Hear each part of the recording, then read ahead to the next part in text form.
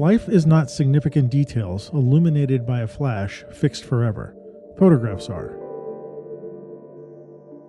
I am forever chasing light. Light turns the ordinary into the magical.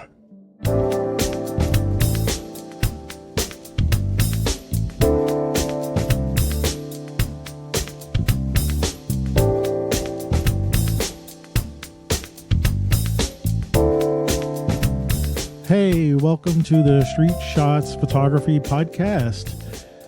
This is Antonio. And this is Ward. And this is episode 236 for the area code of British Columbia. If you probably have a cell phone in BC, you probably have a 236 area code. It's a cell phone area code? Mostly, yeah. 604 is the main area, original area code for BC, yeah. Okay, so, yeah, New York had... I still have my 212 you can't get anymore. I mean, it was one of those, like, those first ones to go, and then they divided up to 212 and then 718 were all the external boroughs, Bronx, Queens, Brooklyn, and Staten Island. But I think the first cell phones did come in with 212, but I think there were not that many of them because there were so many 212 numbers already in the city. But 917 became New York's cell phone number. So I've had the same cell phone number since, I'm certainly going to say before like 1999, 2000. I don't know when we were able to not have to change our numbers when we changed services, but it's kind of around then. So, but it's a 917 number, which is highly coveted. I don't know if 236 is highly coveted in British Columbia, but I don't think it is, but I call that number because I've got lots of colleagues that have cell phones on that area code. Yeah. And I just realized I didn't say that we spent so much time talking about the area code. This is the middle of August. The middle of the dog days. The hot and the humid for the dog days of August. Yeah. Yeah. So, well, how are you doing? I'm doing well. My wife and I made our annual vintage of salsa this weekend. We've had Tex-Mex. Does everybody know that? People who you have to tell what you do, because we might have had people who haven't been here and know what you do every year. Sure. We buy between 80 and 120 pounds of Roma tomatoes, and we coarse core, blanch, and make sometimes 100 jars or 100 pints of salsa it's a different mix of peppers and that sort of thing and onions, and it's quite a production. So it probably takes us 12 hours in total to make that much over 2 days, and we give it away, and my wife sells some of our vintage so that it pays for the whole affair. And it's one of the things we do as an older couple, and not kill each other. It's something that we both appreciate doing. And she's the brains of the operation, and I just do the boring stuff, stirring and peeling the tomatoes. So, but you blanch them or something like that? Yeah, I blanch them. You cut the core out of it, and then slice around half of the. And wash them and everything. So I touch every single tomato. And so it's crazy.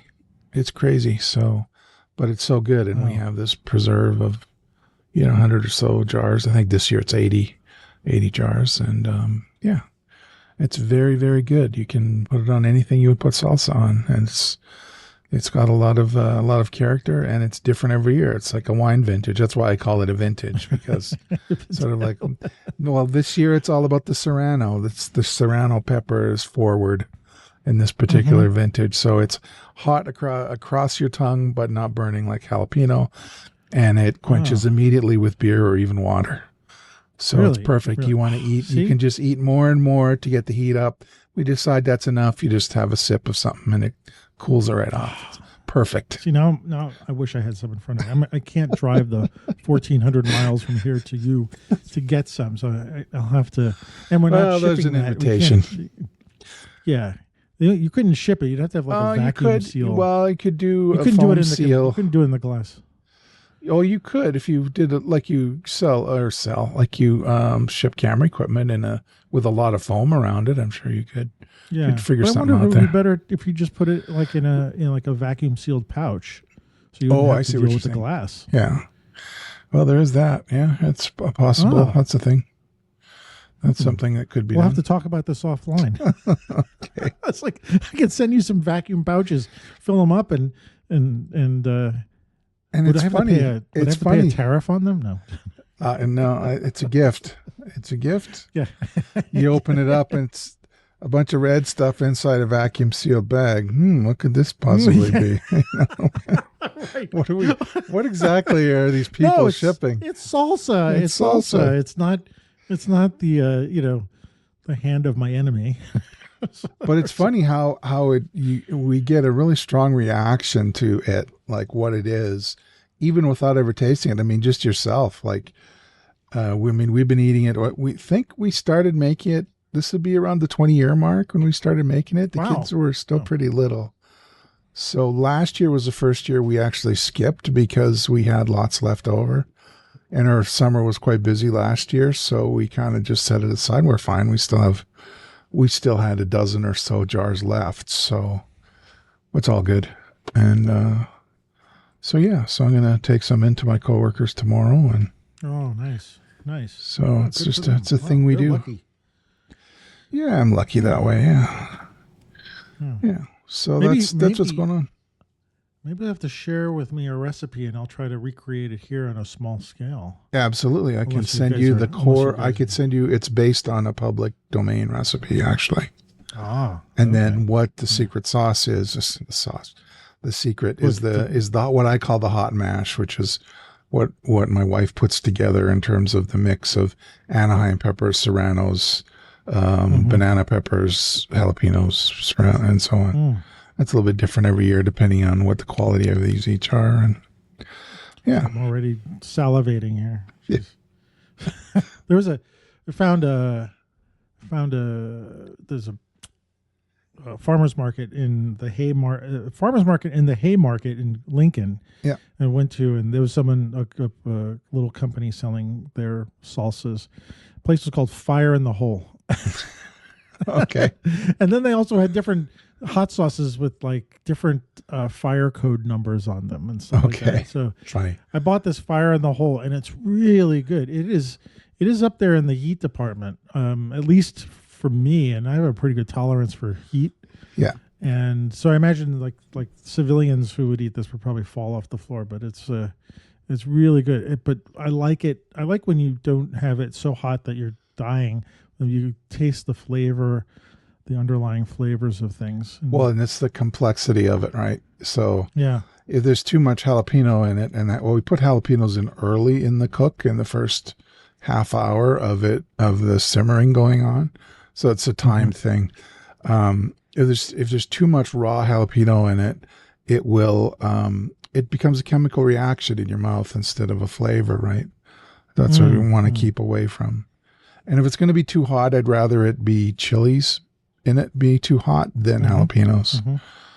That's a little bit less. I mean, it's burns, but it's not, crazy. Like, it's the inside of my cheeks are melting away.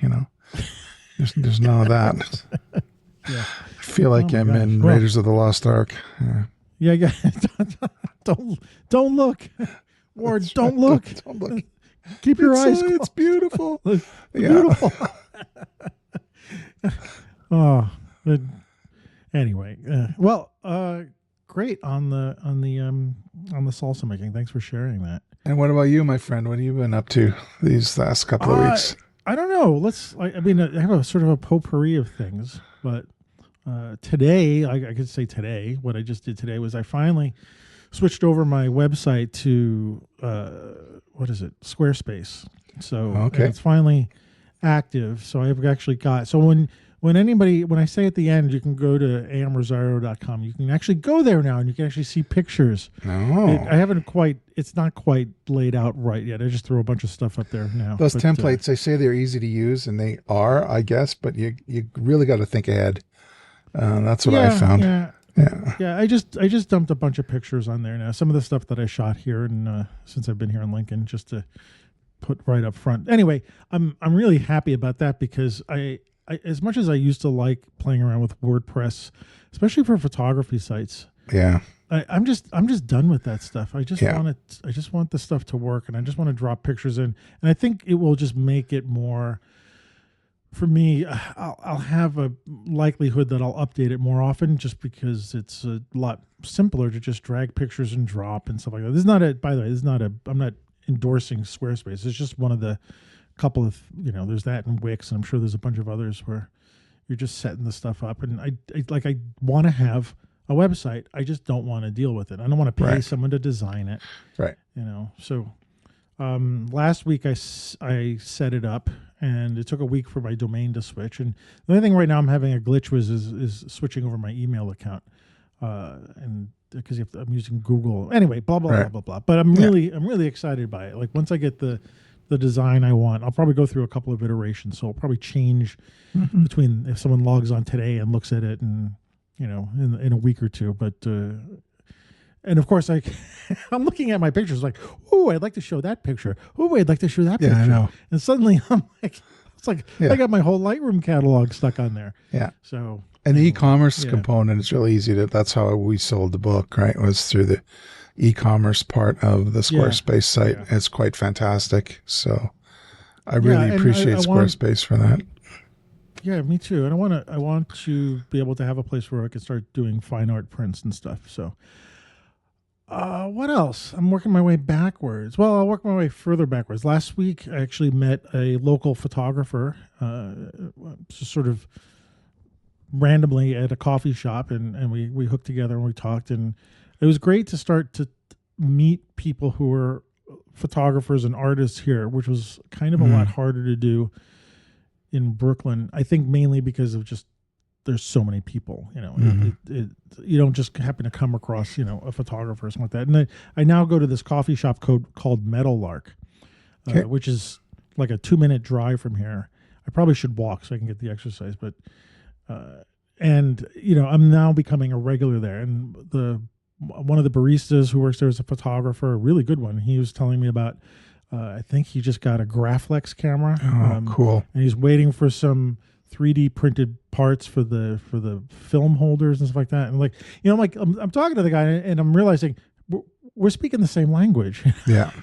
And then later on, another day, I met this other photographer who lives in my neighborhood here, and we're talking the same language, and I'm finding myself just at, I don't know, some breath of fresh air to speak to other photographers where we share this common language, and I just didn't have that much. I mean, it's not like it wasn't available in Brooklyn. I could probably find it, but I know for some reason there's the intimacy here that I'm appreciating a lot more than Brooklyn. And again, it's not a comparison that one is better than the other. I think I'm just at this point in my life, this is kind of what I want, a little bit of a closer community and stuff. So this weekend there was an art exhibit, quote unquote, a neighborhood art exhibit called Porchopalooza or something like that, where artists were putting their artwork on porches in a neighborhood, and you had a map, and you can go around to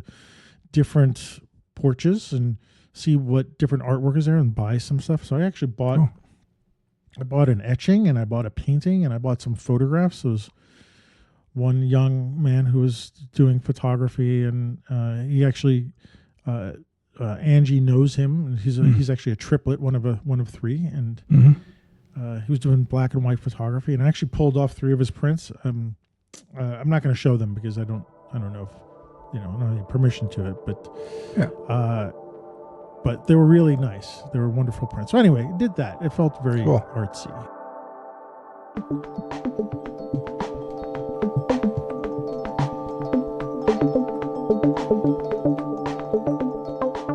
Your recent article on our Substack was really good. It was a wonderful read, and it was all about the Stampede.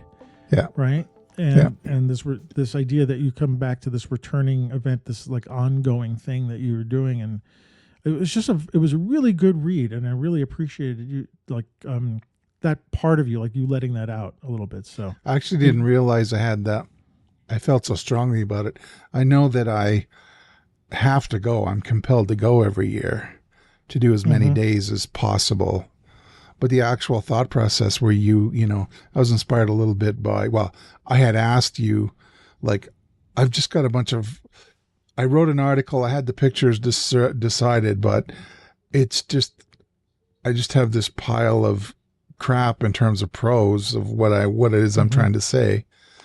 And you said, well, how about do the multicultural angle? Okay. So then once I did that, I'm like, what are all the things I see when I'm there? And so it just built from there. So yeah. And we got some new subscribers, and we got very kind comments, and we got pushed by Jeff Curto, I see. I know. I've been listening to him for over 10 years. It was really flattering. Really? Yeah, I know. Yeah. From him. Yeah. Yeah. He had a great thing to say about your article. And then he also what do we do? I'm not sure. Restacked. He's restacked it. Yeah. And that's been getting us a little bit of, we should drop him a line saying thank you for that. But, we got a little bump in our subscribers. So, And what's funny is that the timing of, like, I was thinking, like, timing of my moving and our Substack, like, to me, Substack, actually, as I'm thinking about it now, it feels like the same kind of move. It's like we're going from this giant social media crazies, right, to something a little bit more intimate and where we can all speak the same language. And that's what Substack feels like, especially with the articles that we're putting out and the feedback that we're getting. Yeah. Yeah, no, it's great. And like I said before, when I came up with, was working on this article, actually for the Japan article, it was like, oh, I understand this now. Like, I'm not having to, it's not like a WordPress article where I have so much on the periphery to worry about. All I'm doing is just putting in the paragraphs for the content and putting the pictures here and here and here, and the buttons go here and here and here, and then you're done. And I really like that. And it's, the client that runs on the phone too, like I can sit like during the commercials on TV, I can just fix the grammar or spelling or whatever and do that on my phone and just kind of pick at it until we, pull the trigger to post it. So I really appreciate Substack a lot. And I like with the size that we are now, just over 300 subscribers, like you say, the intimacy of it. And, people, it's sort of like you're encouraged to give more than a one-liner comment like you would be on Instagram. Right, You're encouraged to say more. I mean, at least I feel it when I'm commenting to somebody else. You feel like you're doing a positive capsule review, as you're restacking. Yeah. Yeah. It's a nice platform for photography too. I mean, it just has a lot of the nice, the threads that it has, or what do we call it, notes. A nice way to present photography.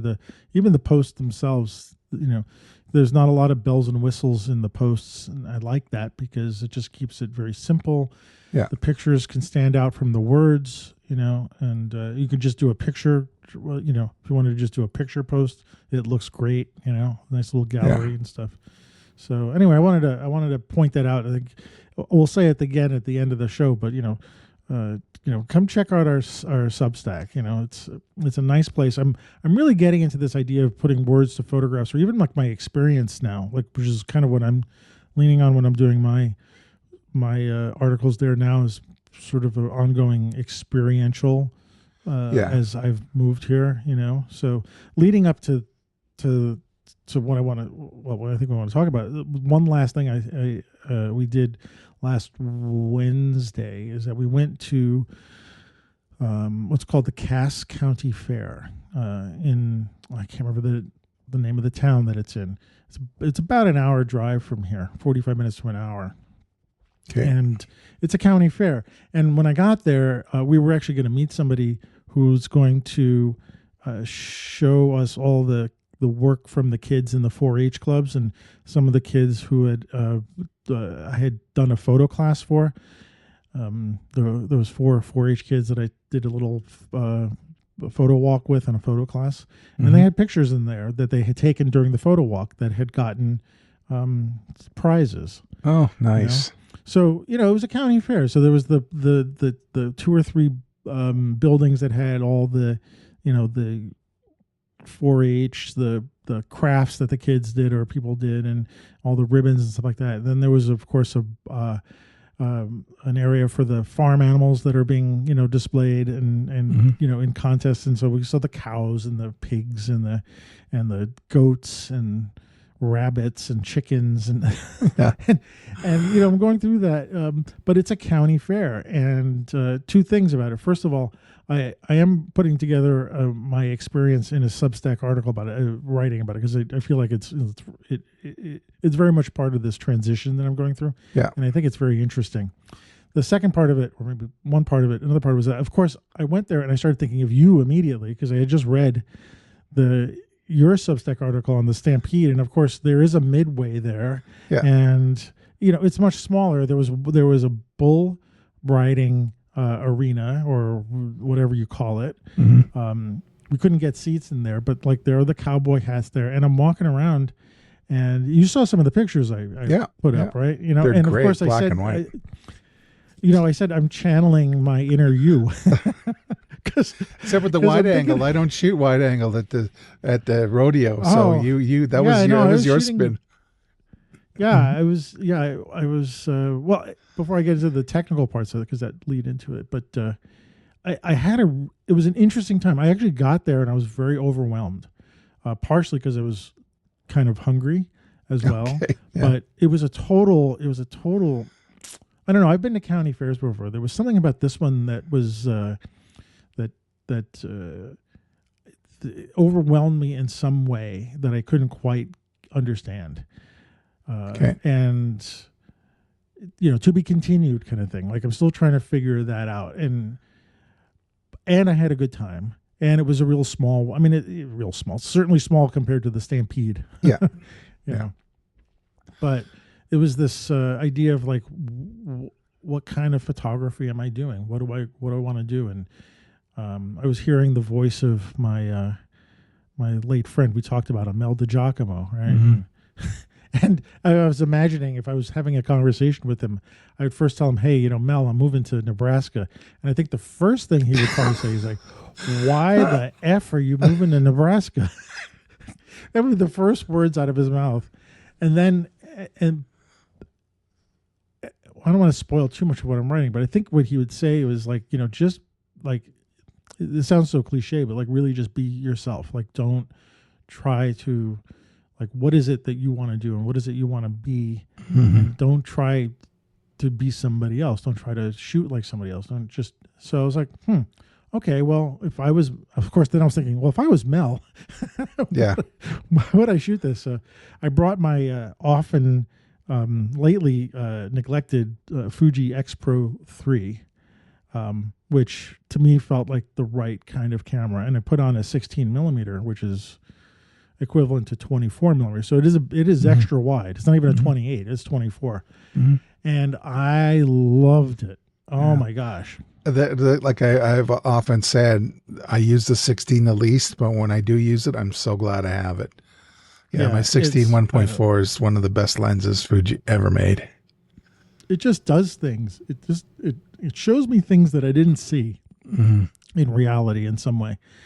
And let's talk about this, because this is the third time I'm seeing this leading up to what we want to talk about. But you and I both recently just purchased these little flashes, right? Do you want to? I've been talking too much. You talk about them. Sure. So. It's the Godox IT30 Pro. It's a small flash. Actually, it's smaller than the one I got before, which was that Lux Junior, which was basically a manual. So it was an auto. They call it an auto. The Lux Junior is tiny, and it uses AAAs, and it has has an electric eye, so it quenches itself, but it's not TTL. So then this came out a couple of months later, and it is full TTL. It can be used as a trigger flash, or rather an originating flash that talks to a trigger that you can use in the studio. It's got a little internal diffuser so that you can use wide angle for, I think I tested on mine. You could make it work with the 24 or with with my 16. It wouldn't be, it'd be close enough. I think I would use it on the street, I suppose, with a 16. It's certainly powerful enough. It has a touch display on the rear that's colorful and quite nice, and not the most intuitive, but it takes no time to learn how to use it. And it's fun. It looks pretty on our little Fuji cameras too. Battery too. And a rechargeable battery, USB-C, yeah. That was the first time I've seen that on a flash. I bought two, basically because I did want to use one as an off-camera flash, like this idea of doing, portraits or something and having two flashes, one being set off by the other. I really like, because I've always loved using flash and strobes and stuff like that with with the pocket wizards and stuff like that I used to have.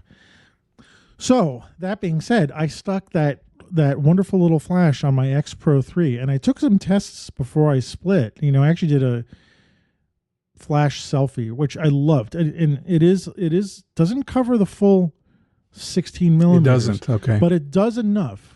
It does enough. Yeah, it does like a little vignette and stuff like that, which is I like. I kind of like those darker edges sometimes. So, and it does have two settings, so you can flip a switch and set it to wide. But it is a nice, simple flash. And so I stuck it on the camera. I still have it on here, by the way. It's still sitting on here. And I thought, okay, you know what? I'm going to go to this county fair, and I'm going to, despite what I heard Mel tell me in my head, I thought I would try to do my version of Bruce Gilden or something like that. And when I got to the fair, because I was a bit overwhelmed just in general, I totally chickened out using the flash. And that's exactly what happened to me in Japan too. I had every intention of using that little the previous one, the Lux Junior, because I had done all the calculations, everything. I was like, I'm walking around at night in Shinjuku. I'm not going to be blazing this thing in people's faces. I'm not. So I chickened out too. Yeah, it chickened out. I didn't even take the flash off the camera. I just left it on there because I was like, yeah, you know what? Maybe to shame myself or something like that. Or in the thought, like maybe I will fire it on or turn it on or something like that. So I have yet to crack the code about what makes, I don't know, how to do a flash and be okay with it, especially doing street photography or something like that. I mean, I can certainly see doing it during the day. I think during the day is probably less invasive in some way. I don't know if that's true or not, but it just feels less. And in this county fair, we were there at 6 o'clock and it went into night. And I'm a little disappointed that I turned the flash off. And I'm actually happy with the results I got. It was kind of fun to pump the ISO to 12,000 and get the grainy look. And I shot all black and white, and I didn't even convert it to black and white. I was shooting Acros, which I had no idea, because I had shared my little shtick on when you asked me to share my workflow for a particular picture from a stampede from the grounds, and I thought that's what you had done, because the tone, what I call the tone vocabulary, is very close to something I would do. He said, no, it was just an Acros simulation. So I'm like, wow, maybe I will try it. Trying to be Mr. Darkroom and Lightroom. Let your hair down. So the fact that the both of us got this flash and also we both chickened out. I thought we have yet to actually talk about flash photography. We'll figure it out. Yeah, we're two 60-year-old guys. Like, we'll get to it eventually. Yeah. I guess at the point where I really don't care, and I'll start flashing people. Flash, not. And then you got to watch the wording. Yes, I'm not. Oh my gosh! Firing the flash. We'll try not to fire. We won't fire the flash. That's a different 60-year-old you're thinking of.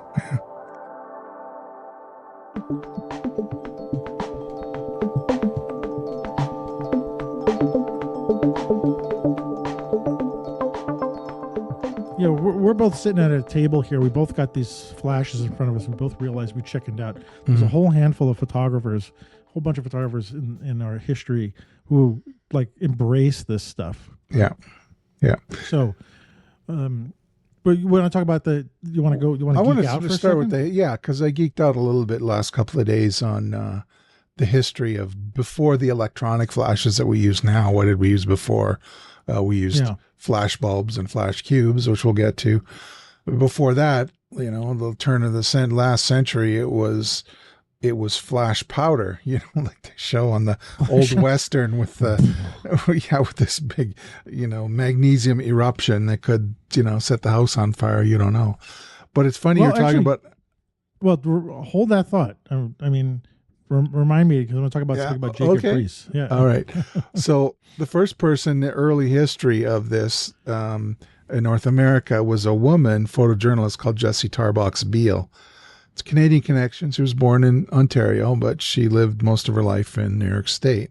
She was a photojournalist who covered sensational trials and stuff like that. Oh. And in 1905, with her big heavy skirts, she would climb up on ladders in libraries and courtrooms with her big view camera, and she would go undetected, apparently, until she fired the flash powder from the poof in the courtroom. Then she'd be kicked out, and she's like, well, no, that's okay, I got my picture. So, and she had Really?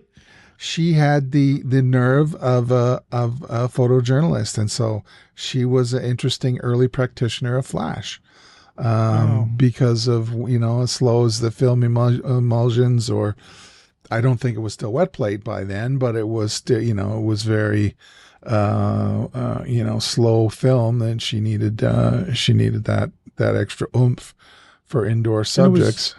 It was magnesium powder. Yeah, I've forgotten what. There's two chemicals you mix together. Maybe we shouldn't say out loud what they are. But yeah, so you would ignite them, and then there would be basically a controlled magnesium fire. Yeah. Right. Do you know how they would ignite them? There must have been some sort of, I mean, I guess we could look it up, but I didn't look at that. I just read what, sort of like, oh, this is like bomb making. I don't know what this is, but these two.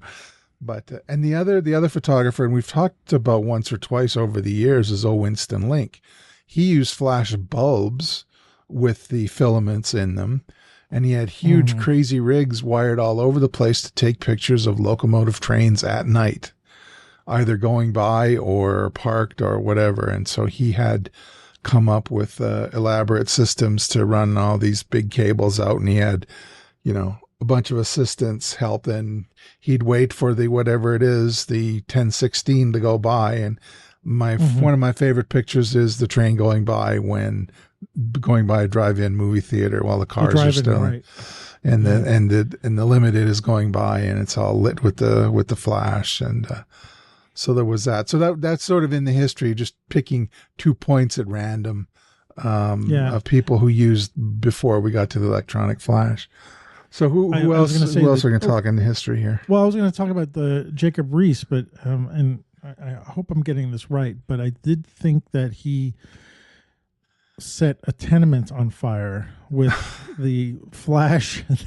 I think it was actually quite tragic in some way, because Jacob Riis was using his camera to record the people in desperate situations and try to bring their lives to light, so people would understand. And I think he felt terrible. I mean, obviously guilty and awful that he had set some tenement on fire. Yeah. I think it was a house or an apartment.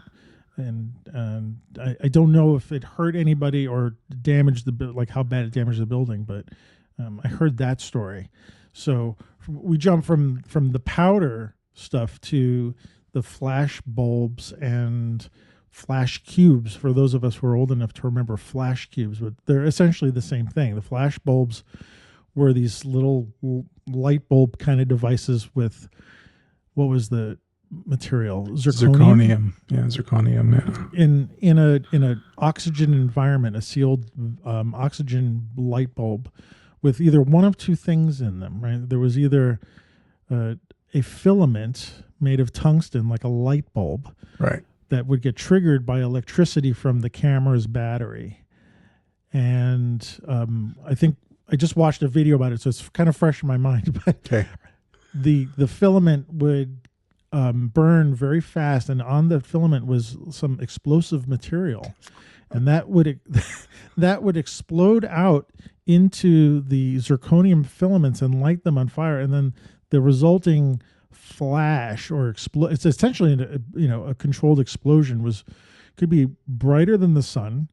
It happened incredibly quickly, but what's interesting is it happened from the bottom of the bulb to the top of the bulb. So it wasn't all, it would happen so fast that our eyes, it would be instantaneous, but in slow motion. You can see it starts at the bottom, and then it's like fireworks. It's like the tendrils of heat and light go everywhere. And then the bulb shatters as well. Right. And the bulb has got a coating on it. And the bulb has got a blue coating to compensate for to help create a daylight film. Now this is more for when you're shooting color. In color, yeah. Yeah. Then there was another flash bulb that used what did it use? There was like essentially like a primer, like that would be in a salt of mercury, actually. Yeah. Yeah. Mercury ferminate, it was called. Ferminate, yeah. Yeah. And there would be some kind of impact on that, which would fire it off in a sense, almost like a bullet, and then that would explode into the bulb and do the same thing as the filament. Except you didn't need electricity with it; it would just use an impact and then a little like controlled explosion. So these are both like flash bulbs kind of things, or these like controlled explosions. Yeah. And then there was the flash cube that came out. Now there's two. There's the one that's powered and the one that wasn't, the same as what you had just described with the bulbs. Right. They called the original ones that with the batteries, they called flash cubes, right? And then the ones that didn't require batteries, they called magic cubes. Magic cubes, right. I remember buying the wrong ones once when oh, and bummer. you want to do that. Yeah. Oh, yeah. Well, there was something special about the way the flash cubes had with the camera, especially the Instagram or the Instamatic. Instagram. Sorry. The Instamatic was Kodak's camera that you could put a flat. First of all, it was a totally manual camera that. I think this one had the cartridges. I'm not sure if this is the one with the 126. Yeah. 126 cartridges. So you'd pop a cartridge in, you'd crank it, you put this flash bulb, flash cube, on top, and it was a cube with 4 of these flash bulbs, each at 90 degrees from each other. So there was 4 of them, each side of the cube, and there was a mechanical pin in the bottom of the camera that would push up and press a little spring inside of the flash cube, and that spring would snap against a little miniature version of the other flash bulbs, and it would impact this this primer, and the primer would fire up and flash the bulb. The thing about the magic cubes or the flash cubes is they also had a built-in reflector. So the cube was divided into 4, and it had 4 different 4-sided reflectors behind the bulb, so it would instantly sort of project the light out, and without one of those mechanical reflectors that would pop up on those old flash things. Like they'd have this little like a little mini umbrella, silver umbrella that would open up in front of the bulb so that it would help project the light. Kind of reminds me of a Christmas ornament, kind of a tiny little silver Christmas ornament. Yeah, a little silver bowl, and around the or even like think of like a satellite dish or something like that, like on a satellite or something like that. And the cool thing about the Instamatic was that it could detect by the mechanics whether or not the pin was fired or not.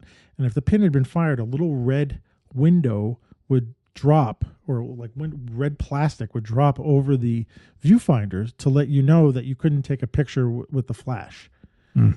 So it would understand whether the flash was fired or there was no flash at all. But what's interesting is that the Instamatic cameras were already set up at, I think, 1/90th of a second at f11. So you couldn't change that. That was great for outdoors. But when you got indoors, you had to use a flash. But what it did was when it had the flash on it, it knew to then change the shutter speed from 1/90th to 1/45th, which is interesting because it's exactly half. I had no idea. Yeah. So it would help the exposure just a bit. I mean, I don't know what that difference is exposure. I guess it's a one stop. Right? It's half. This is a stop. So you'd open up a stop with shutter speed. And you wouldn't have to worry about blurriness because when the flash would go off, it would, but it'd only do that when the flash is on. Mm-hmm. So if you didn't put a flash on, you're shooting indoors, it would still be a 90th of a second. So it was like, that's pretty cool. I didn't even realize how that could work, you know. The little plastic box had all that.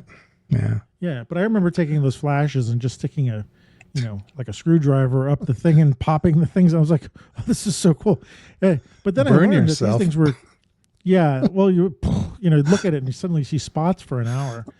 Yeah. The adjusted in today's dollars, I heard that photographing with a flash would essentially double the cost of each print, up to I think it was $4 or $5 per shot.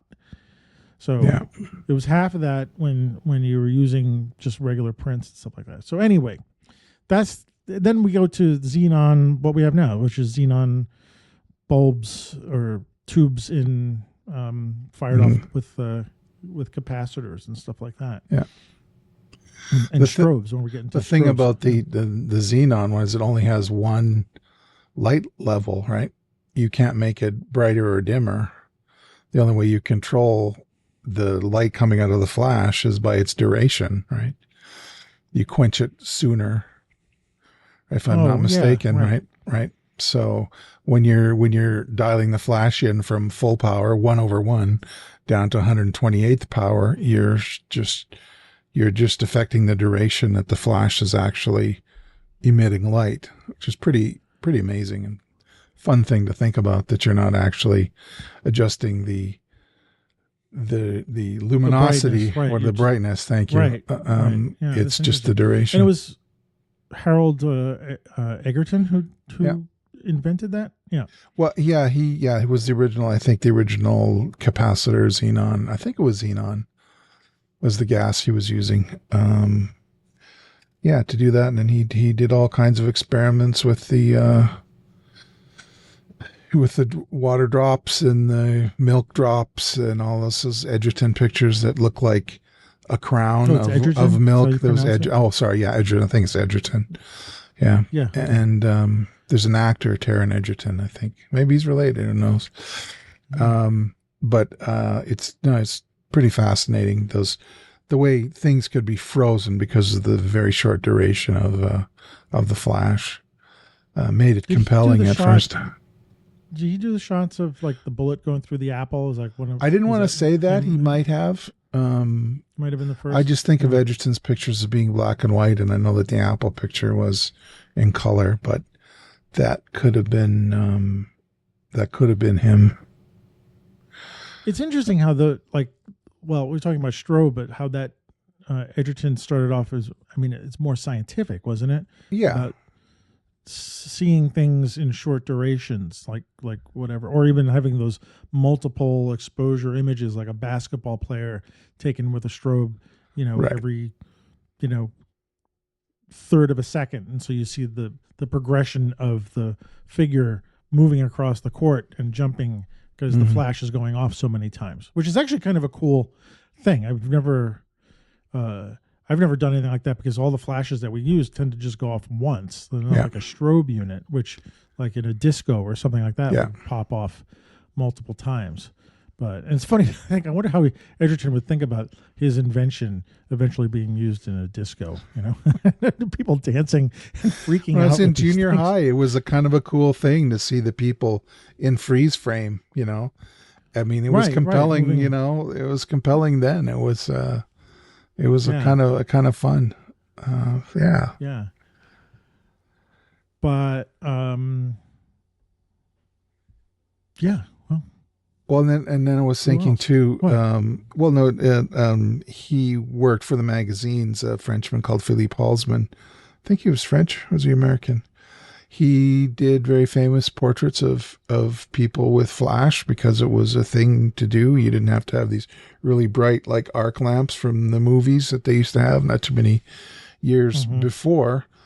And he actually came up with a book that I got here a couple of years ago called Jump. And it is famous Hollywood stars and people, and they jump, and then he fires the flash. And he has this very famous picture of, I've forgotten his name, the surrealist artist. Salvador Dali. Salvador Dali. He did the shot with the cats flying in the air. The cats flying in the water splash, and then Dali. That picture makes me crazy. Because I get everything else. It's the water that freaks me out the most. I still don't understand how that. A lot of takes, man. But I understand how it's curved. It's in this curve that doesn't make sense in my mind. It's not following some sort of like gravitational arc or something like that. It's doing this kind of S in the air, and I don't understand how that works. But anyway, that's all that could not have been done with regular hot lights, and not to mention like the lights back then were incredibly hot. But I also imagine the strobes back then that they were using were these giant boxes, these incredibly huge capacitors and stuff like that. And I bet their recycle time, meaning the time that they could recharge and then take another photograph, was probably took a little bit of time, I would think. The deal is that you need these recycle times to build up current in the capacitor because the voltages are so high. So you basically need a big static charge in the cap so that you could fire the shutter or fire the or put that high voltage through the tube. So we know that, there's multiple kinds of things going on here. We've got the on-camera flash, which is the kind of flashes that we see on point and shoots, even like the Instamatics, or like a portable flash unit on top of a DSLR or SLR that kind of saved my life for that wedding there a month or so ago. Right, it had that tiny flash that was on there. That kind of would have been completely screwed if I didn't have it. Yeah. Yes. And then we take the larger, bigger siblings of those, which would be the strobe units that photographers will use in a studio environment, right? Which is, I've had access to both. And the strobe units that I have, I actually used to have Dynalights, which were like the kind of one of the standard lights they had back in the 90s or something like that. I had a small portable unit with 3 heads, and they were measured in watt seconds, and I can't remember exactly what that means, but the higher the watt second, the more power the flash had, and the more you could connect multiple heads to a single pack, and then the power could be divided between the heads in a certain way. I'll tell you a quick story about that if you can indulge me. Absolutely. I can't believe where have I got to go? I'm here. Right, where you got to go? Yeah, exactly. Admitting this in public, but what the hell? A story is not a story unless I tell people about it. So, I bought this pack. I still have these Dynalights, by the way. I don't think they work anymore. Anyway, in the late 80s or early 90s, when I was working for stock, I needed instead of using creating still life images with speed lights, which is all I had, these little speed lights, and those were not very easy to use for doing still life back then, or even anyway, I bought these Dynalights, and they were expensive for me then. I mean, I think it was like $600 or $700 for the whole set, which if we adjust the dollars is a lot of money. So I bought 2 heads and a pack, and it was a 600 or 1,000 watt second head pack. I bought them from this place called Lens and Repro, which is a place that you could rent equipment from, but you could also buy. So I got, oh man, we're going to get a lot of, okay. So I got home and I plugged in the pack and I followed the directions and I put the 2 heads in there. And by the way, the strobe heads also had modeling lights.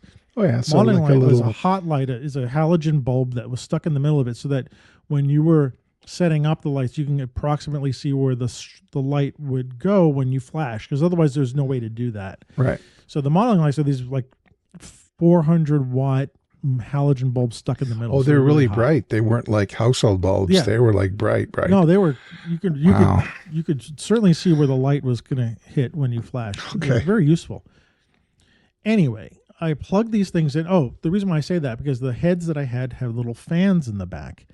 And the fans are what cooled down the halogen bulbs. So I plugged one in and I set it up and I hear the boom power going on. And it was okay. That sounds good. I set the other one up and I hear like this. And I'm like, what is that? And I'm looking around and I use a flashlight and I look in the back and I see that there's a little wire that's hitting the fan. So and there's nothing I can do. I turn it off and I shake it and I put it back on.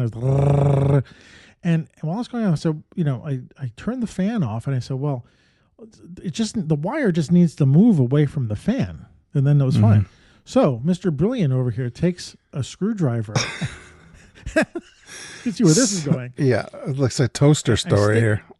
I stick it in there, and all of a sudden, poof! Me and the head go like sailing across my living room, right? And I'm not electrocuted, but like something like I felt the power, and I just got sent sideways. Yeah, and so I took 5 minutes to collect myself, like what just happened. And I go back and I plug the light in. Of course, guess what? The head is not working anymore. Right. And so, this is me just realizing like there goes a few $100s down the tube, literally. And so the stupidity, the lesson is, of course, since then I've had the hugest respect for electricity. Like I'm over the top with like making sure, the circuits are off and the fuses are pulled and all that stuff. The Christmas lights are all properly grounded. Everything's very good. Yeah. But you know what I ended up doing? This is the sneaky thing I shouldn't admit, but like I went back to Lens and Repro the next day with the receipt and I said, hey, I bought this head home last night and it doesn't work. I said, can you replace it? I plugged it in, it didn't work. And he was like, yeah, sure. He plugged it in, it didn't work. I certainly wasn't going to go and say, hey, I stuck a screwdriver in the thing and I almost fried myself. So yes, it was a little unsavory, maybe not the best thing to do. Kids don't do this at home. No. But yeah. So anyway, I still have that pack. And the thing about flashes or strobes like that, if you don't use them for a while, they can, I don't know if they can degrade, but the capacitor that's in it, the seal starts breaking down. Yeah. So one of the things I think I might try is let it sit on for a while and see what happens. Just plug it in and not flash it. Apparently you can do that for like 24 hours, but I think I'll probably just get rid of it. Yeah. Because I don't know if you saw that there was a video by Sean Tucker. He did it's just a video that I'm thinking about off the top of my head now, but he says he's moving from flashes to constant light sources, right? So I thought that was interesting that some people are going back the other direction. Yeah. But you can't use a constant light source like Bruce Gilden or Dion Arbus, or even my late friend Mel DiGiacomo, or Bruce Weber on the subway. You've seen Bruce Weber's stuff, right? Yeah. One of the things I'm thinking about that he shot on the subway was this picture of this one guy with a hat and like a silver jacket, and he looks like a street tough.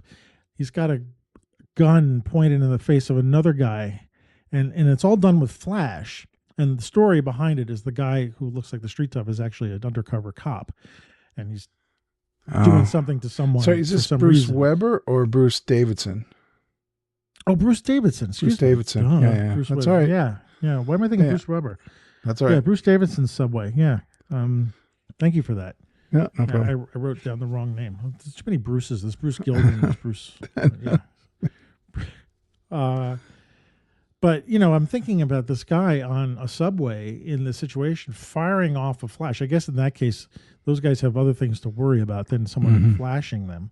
Yeah. But that immediacy, that frozen action, and, I'm imagining he's doing it at that time, not necessarily for aesthetic reasons. It was just how you would need to photograph in a dark environment like the subway.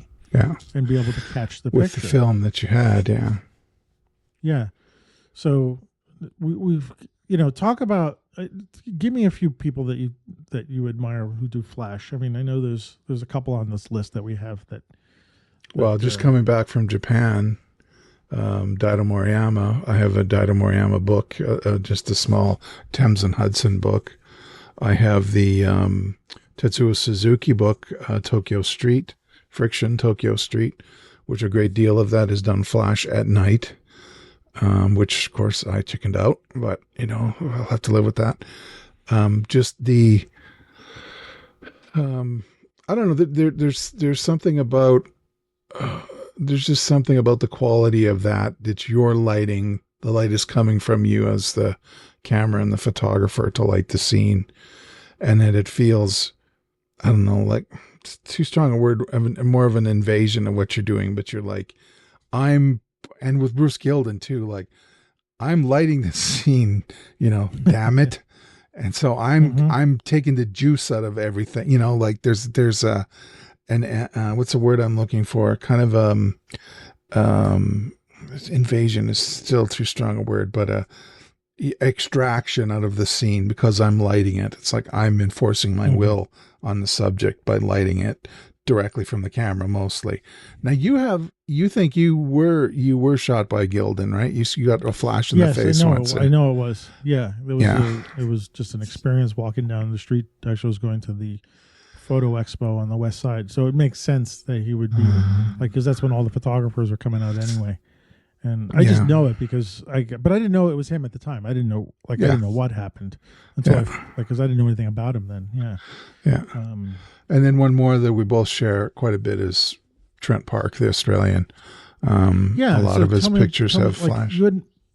You had mentioned something about like practicing and doing some Trent Parke style pictures, like shooting wildlife or something. I can't remember. Well, because he does shoot while coming up, like he shoots the insects that fly above, campfires and stuff like that. And the bats, he's got access to a whole lot more bats than we do here, but we do hear them in our backyard late in the summertime.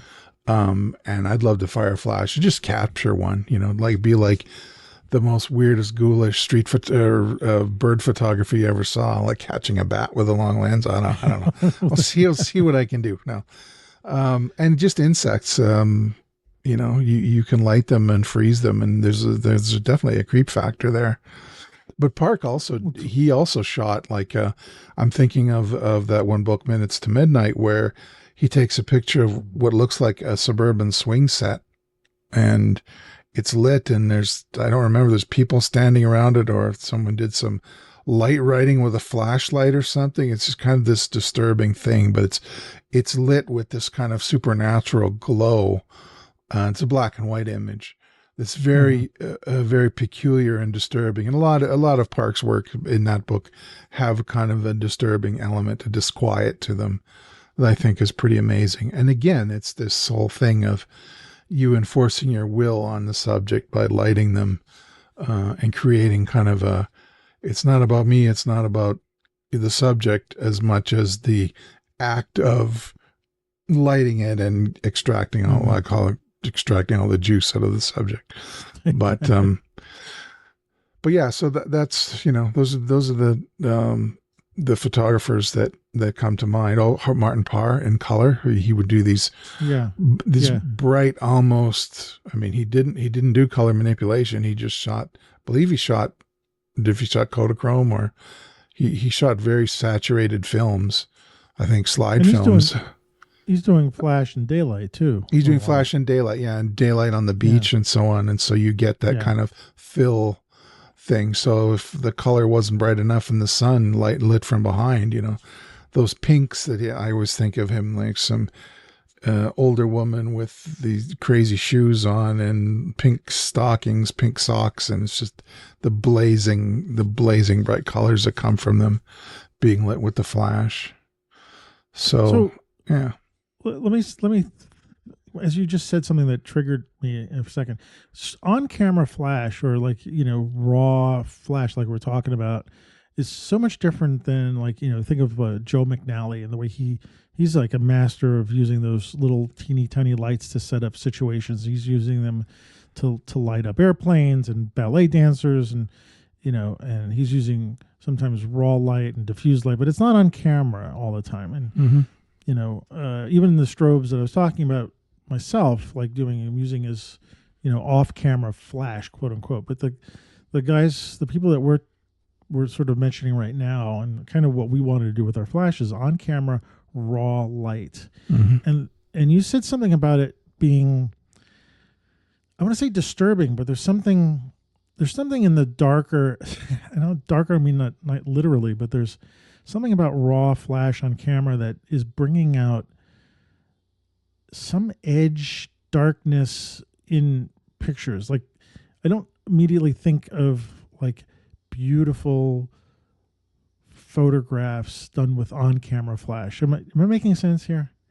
Yeah, I think it's possible. I mean, I'm sure there are people that do it, but I mean, my mind goes to black and white, shooting at night with black and white with a powerful flash lighting everything, and that harshness that comes back. I think of all the vernacular pictures you and I took, pictures, for family as kids, where there was, you just put a flash cube on the camera, right, and you shot, and it was like, this is how you recorded it. And there's a certain nostalgia attached to it now when we look back at those old pictures. I don't think we'd look back at those ones as being disturbing or disquieting. No, it's just the way we just did it. It's just now, I think now with digital and everything, I think the aesthetic has moved. Is that what you're meaning, or no? No, because I'm thinking about, like, when Mel did my first wedding, and we talked about that in a previous episode, and he photographed it in his on-camera flash, photojournalism style. And, you look at those pictures and it is very much Mel. The background is black, right? Because he's darkening the background. The flash is overpowering everything. And it's very crisp on the people. And he's also shooting wide angles. So good. Yeah. And they're wide angles. So they're adding a little, like the wide angles adding to this aesthetic. And, of course, I'm showing them to the family afterwards, and everybody's like, well, where are the other pictures? Because people are expecting maybe the kind that you're talking about, where the pictures are posed and the light is, I want to say, balanced. There's something so different from an Instamatic or a snapshot camera or a point and shoot camera being used in one way, and then like the Moriyama pictures or Dion Arbus or anything where the flash just adds, or even the Bruce Davidson shots, it's adding. It's part of the story of the picture somehow. Bruce Gilden's shots, of course, those straight on shots of those people's faces, showing all that detail. I'm not sure I can't quite get words to it yet, but there's something so different than like an Irving Penn photograph portrait. Yeah. Of course, they're using different kinds of light, but the light is part of the vocabulary of the creation. It's saying something. Even if you took some of those Bruce Gilden people and you put them under lighting from Irving Penn, they would look totally different. Yeah, absolutely. There would be a different vibe to that picture. Or even the Trent Parke shots, if they were done in a different way, maybe without the flash or those drawn out lights. I don't know. There's certain look to that on camera flash that adds to the story or the something that's going on in the picture. I don't have the words for it right now. Yeah. I was hoping maybe you did if I talked. Well, no, but I mean, we've got notes here. You're talking about historical baggage, which is sort of what we're getting to on camera flash. Paparazzi, good point there. The tabloid pictures, nightlife, parties and faraway clubs that we know nothing about and so on. It was the only way to light them, right? So, right. And all of these pictures, all of these photographers are stealing, they're trying to grab something, pull something out of their subjects. I think that's just really it. It's the way it distorts reality. We're used to having light reflected from ambient light, and now we've got light coming from the camera, coming right back to the camera. That's more, I don't know, it is a distortion. A radar signal, it's sort of like I'm firing and I'm getting it right back. Just seems like, and red eye, we always see this is a battle we've been fighting since flashbulbs have been too close to the camera lens. just these different affectations that come with firing up a flash so close to the lens. And then there's now there was that trend with the ring lights that would ring flashes that you would put right around the lens. I mean, they still have them now. They're wonderful for doing macro photography because they're right in front of the lenses, so they'll create a sort of an even shadow around your subject. It'll be kind of almost like a drop shadow around it, but it's good for the compound eyes of insects, for instance. You see those pictures that came out in the 70s of, they almost look like an electron microscope picture, but it's just a really good color macro with the ring lights. Yeah, I see what you're saying there. Do you think that, I mean, I'm thinking back to like Ouija shots, those crime photographs that he used to do in the city streets, and that, again, there's that harsh reality. Of course, they're black and white shots, but like, he'll go into some place or at night on the street, and there's some, someone lying on the ground covered up with a sheet, and or he'll not take the flash picture or not. Yes. I'm trying to be, I'm trying not to put too many visuals in people's minds. Well, it's Ouija. It's hard not to go through. If you're going to go through a Ouija book, you're going to see stuff. Yeah.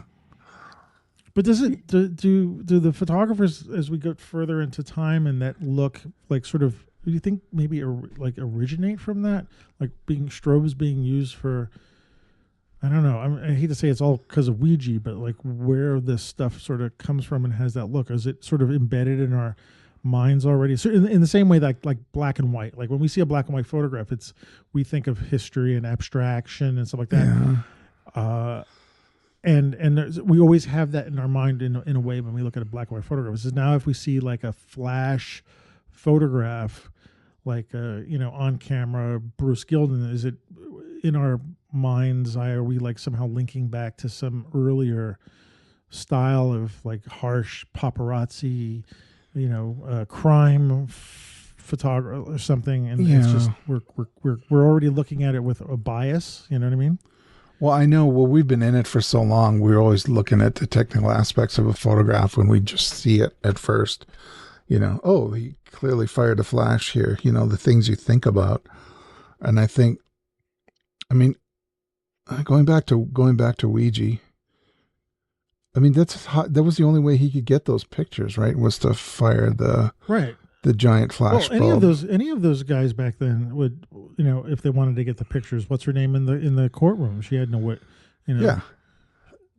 Jessie. Everybody stand still. Yeah, it was at first. It didn't become an aesthetic until later on, I imagine, because it was just a practical thing, right? It was like, well, you're going to photograph a dead body in the street at night. You can't set your camera up on a tripod and do it in a long exposure. It's not gonna work. So you have to have a flash. No. Now there's no excuse for it. Like we don't have that. Now it's in a sense like with these, with cameras and even films, like, going up to incredibly high ISOs, like you almost don't need a flash for a lot of things. So there's like a definite choice now to use it with adding to some. Well, what is it adding to the picture? What is it saying? What's the? Well, if you put it that way, there is a. Well, you don't even have to say nostalgia. There's reflection of a previous. If the flash is going to be on the camera, I think you are referencing an earlier era. I mean, I'm firing this flash to do well. And again, daylight's different from night too, because daylight, it's fill, it's whatever. It looks commercial, right? Your wedding pictures, there's fill. If there isn't a more elaborate flash or continuous source setup, just fill flash out the camera makes it look more professional. That's one thing. But at night, and you look at Par's work or all that kind of stuff, and you see it's lit from the camera, I just want to put it. I just want to associate those images with the past, with the 50s and 60s, even if they are in color, and making reference to those vernacular pictures that, like I said, like you and I shot when we were kids. It's just the combination of the way we used to do things, and now maybe Gen Z is doing this and buying flashes and getting these little flashes like you and I just bought, just so that they can recreate that look or do that look. And I mean, I'm trying to be Moriam. I'm trying to be Suzuki when I'm, if I work up the nerve to finally fire the darn thing, that's what I'll be doing. And that, again, that's referencing previous work. So, what do you think? Yeah. What do you think would get you, get your nerve up? Like, what would it take? Because you'd have to bet me something. You have to what? I think you'd have to bet me something. Like, I bet you wouldn't do it. You owe me some lemon flavored Kit Kat from Shibuya Station or something if I didn't do it. I think I would just have to do it. I would just have to get through the strengths of my conviction and just go ahead and do it and start earlier in the day and get used to using it. And then as the night starts to come in and I adjust the camera, I'll just keep firing it and firing it in circumstances where I see on a busier street, like I could do the Stampede too, with some flash, devote 1 or 2 evenings to firing the flash. Had an easier time doing it there, I think, than I would in Japan. Because I really feel enough of a foreigner there would really feel like I would be, it really taking from them. That's what the feeling I had when I decided not to. In Calgary, I'm more content to be a jerk. I think I could get away with it. You could always do what Ouija did, is just use infrared film and use an infrared flash. He used to go into movie theaters with an infrared flash bulb and then with infrared film and take pictures of people wearing 3D glasses or making out or something like that in a theater. And, so then nobody would ever see you. The flash would be invisible. That'd be kind of cheating in a way, right? In some way. Well, you can buy modified cameras, can't you? Where they take the filter off and the sensor. You find someone who will take the sensor apart from you. You take an old camera and do that and put an infrared filter on a flash and stuff. But anyway, I think I want to think about this some more. And maybe if our audience has any tips about if anybody does use flash in situations that maybe the kind that we're talking about, if they got tips, let us know, because I could certainly use some advice about like how I can use flash in maybe street situations or like the county fair that I was in and not be considered a jerk. But if you guys have, those of you listening, if you have ways that you use flash, let us know. What do you think about flash photography too? So what is it? Does it do anything for you? Does that street photography look, that harsh paparazzi look, is that an aesthetic that you guys like? Does it do anything? But why don't you drop us a line and let us know? So yeah.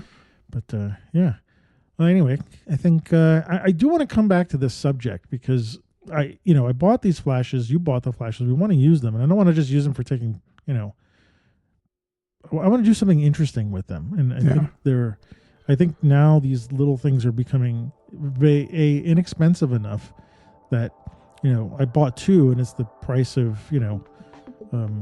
even like a quarter of the price of like a heavier duty flash, and it's nice. I got these little things that can pop on my cameras. They look kind of nice, and I think they offered this creativity, like something creative that I just haven't done in a while. And so, well, as you're saying this, I'm getting inspired here. Like, why don't I just walk around my neighborhood where I walk the dog at night and take pictures of the flowers in the bushes that the town is, or the play structure, that'd be creepy as all get out. Taking pictures of the swing set, like Trent Parke, right? Trent Parke, yeah. Fire a flash at a slide or like a monkey bars or something. Now. Especially in the summer when there is a lot of, like, there are things that you can't see with your eye that the flash will pick up. Yeah. And that could be, this idea of revealing things that we're not aware of. Chain link fence. We've got a pond by our little community center. Here we go. Here we go. I might have to go out. Nah, it won't be tonight. Maybe on the weekend. I'll try and. The other thing, let's leave everybody in this thought, but like to take the set up the camera on a tripod and set it for bulb exposure, then take that flash and start light painting something with it. Fire the flash off in two different directions. Walk on one side of a tree, take a shot. Fire the flash off. Walk on the other side of the tree, and fire the flash. There's another thing to do. Anyway, there's a million things to do with the flash. Let's come back to it when we both have some pictures to show. All right. Some experiences. All right. We won't be just making it up. We'll actually have some product. Yeah, we'll have some products. So, anyway, that being said, where are we finding you in the world these days, my friend? You'll find me on Vero, Twitter, and Blue Sky at WRosinPhoto. On Instagram, you can find me at Ward Rosin Fine Art. Yes, I know everyone says Instagram is dead, but I did get a fine print sale of one of the pictures that I took at that race car race. A family wanted me to make a fine print for them, so that was good. Nice. And that was through Instagram. On Facebook, I'm at Ward Rosin Photo, and my website, which I'm trying to fill in still after all these months, is rosin.ca. And what about you, Mr. Antonio? Where can we find you on the internet? So Blue Sky is AM Rosario. Instagram, I am using Instagram now to sort of establish myself here. A lot of people who I'm meeting are saying, well, you got an Instagram account. So I am finding that now, like the way people seem to want to communicate or connect with each other, rather than like an email or something like that. So yeah, my Instagram is at AM Rosario Photo. My website, yay! Please go to it and check it out. It's been moved. It's like I said, it's been moved. It's a work in progress, but it's active now. It's amrosario.com. I also have a bunch of other names I'm gonna send to it. Anyway, I do post a lot on my Facebook page, so that's Rosario Photo. Please, like I said at the beginning, subscribe to our Substack newsletter. When we seem to be putting something out, a couple times a month now. So I kind of like that. It's streetshots.substack.com. It's a nice place to create a community. So let's have our little Street Shots audience hang out there for a while. And all this stuff comes with, we're doing this out of love. But if you want to love us as well some more, you can buy us a coffee at buymeacoffee.com/Antonio Rosario. And that helps. It helps me support the show a little bit. So it's always great to have an honorary producer, buy us a coffee or something. So. Exactly. Anyway, yeah. So that's it. We've made it to the dog days of August, and we'll the next time we'll be closer to the fall. So and we'll have creepy flash pictures. Creepy flash pictures. Yes, we'll do that. We'll do a. We'll have exercise our inner geek. No, our inner creep. Our inner Trent Parke. Yeah. Yeah, exactly. Okay. Well, we'll see everybody in a couple of weeks. Thanks for hanging out with us tonight, and Ward, thanks for hanging out with me tonight as well. As always, it's my pleasure, my friend. All right, and everybody, you guys have a good rest of August, and we'll see you at the end of it. Bye. All right. Good night.